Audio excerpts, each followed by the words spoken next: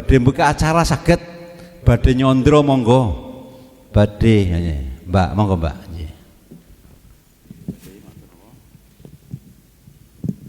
Nun sewu Bapak, kula badhe nderek gladen badhe nglegahaken penganten putri.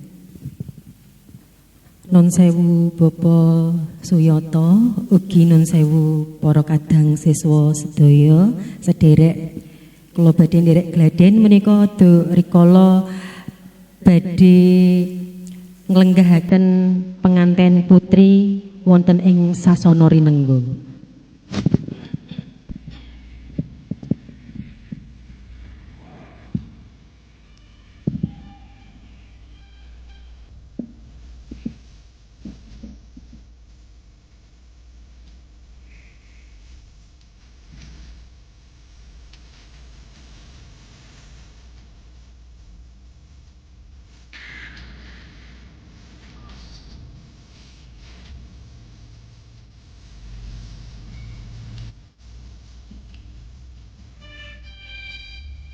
Para tamu kakung saha putri ingkang berbudi. Ing salebeting panti busana pinanganten putri sampun purna. Anggenya hang ngelus-ngelus wadana. Sampun purna anggenya hang rasok busana panganten. Keparenging karsa nedya hang rumiyini lenggah ing sasana rinengga. Pramila katur dumateng Ibu Juru Pangadi Busana nun inggih Ibu Sri Rezeki saking Asmaradana Wedding Organizer keparenga hamratitisaken lumaraping Sri Panganten Putri Yoni Mas Ayu Devi Setiawati tumuju ing sasana rinengga.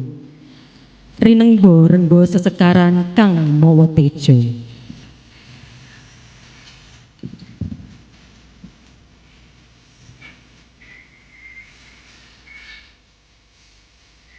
Binarung suaraning pradongga munyo hangrangin ambabar gending ketawang sekar tejo. Katingal ana wanadya sulistya ing warna mijil saking panti busana kakanthi manjing sasana rinengga. Sampating busana ingkang hangemba busananing Prameswarinata. Tinon Mandrawa kawuryan abyor mompyor pating galebyar pating calorot pindho gumingsir papan. Mela ing wadana sumunar agilar gilar pindho kencana binabat palarapane nyela endani sinungging pepaes awarna kresna. Rikma ajanges cecunduk pingeta wulan tunggal dinapiti centung kanan mewah kiring jiwa-jiwa. Cunduk mentul pinasang tata pinatut katiyuping marutamana pindho astane wong ayu kang lagi ngawe-ngawe kekasihe. Ukel tekuk kapantet ing sesekaran pinilih lamun kadulu tuhu winembuhi hamentesi.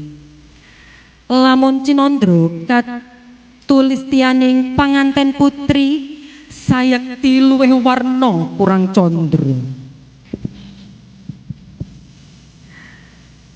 Dasar sedeng dedeke mantes denging sarira sesolehe milangoni lelaweane tansah hanuju prana hangga baraan lamun satuhu wanadya ingkang bekti pinter marang kakungi.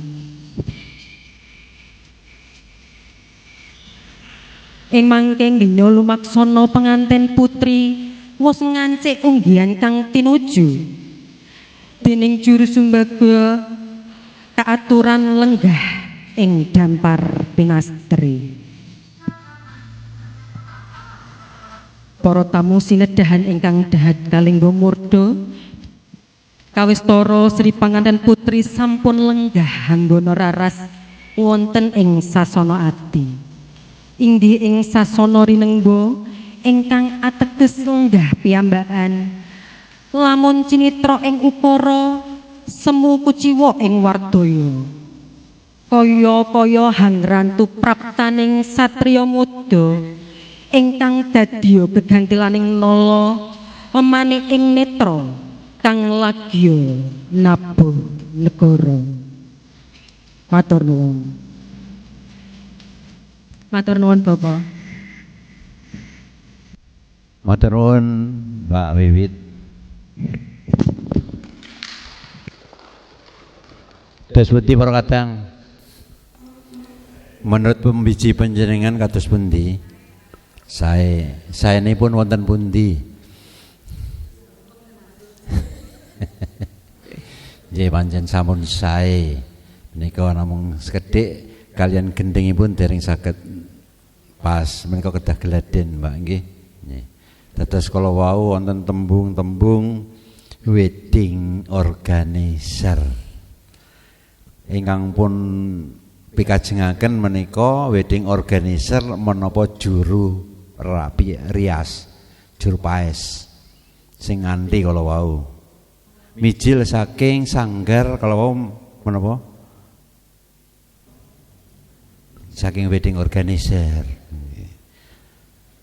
Padatan menawi juru rias menika sanes wedding organizer.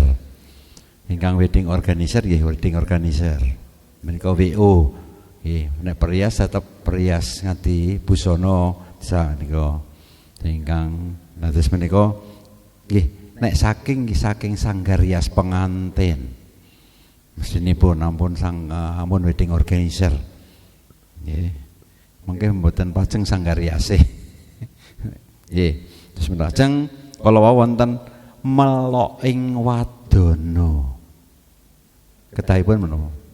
Melok-melok menika saged nek menika lajeng melok ing wadana saged nggih. Lajeng dampar. Ingkang pun pikajengaken dampar menika palenggan manten. Lah menika wonten sendeanipun mboten? Nek wonten sanes dampar. Dampar menika palenggan ingkang mboten wonten sendenanipun, menika kotak. Menika dampar pramana ratu raja menika lenggah dampar kencana. Pisawanan dampar menika lak mboten wonten lendeanipun. Menika nembe pun wasani dampar. Nek wonten lendeanipun menika nggih kursi sasana. Sasana rinengga. Nek dampar menika palenggan ingkang mboten wonten sendeanipun. Lah menika panjenengan kedah mangertos lengur rumiyin. Menawi badhe nginten dampar menika wonten lendeanipun mboten wonten, lah menika nembe dampar. Terus palenggan kotak ngaten kemawon. Raja-raja menika Mataram menika enggah dampar mboten wonten sendeanipun. Nah nek wonten sendeanipun menika kursi utawi sasana. Nggih. Ngleresaken menika mawon mboten. Kathah gladhen Mbak Wiwit nggih. Panjenengan kalian gending swanten sampun sae, wirama nggih sampun sekap. Nggih. Menika sampun pajeng mesinipun. Sampun pajeng menika. Nggih. Matur nuwun. Monggo sinten malih?